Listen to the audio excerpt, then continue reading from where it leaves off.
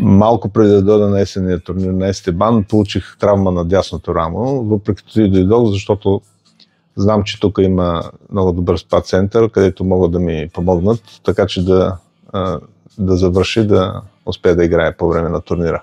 Първо ми направиха консултация с лекар, физиотерапевт, и ми предложиха да направя няколко процедури на лазер.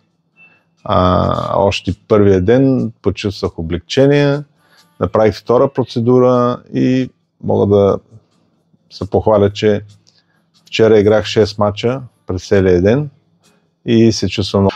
Отношението на хората, вниманието, с което се обръщат към хората, които посещават спа центъра, и така направи впечатление, че знаят какво правят и са много внимателни.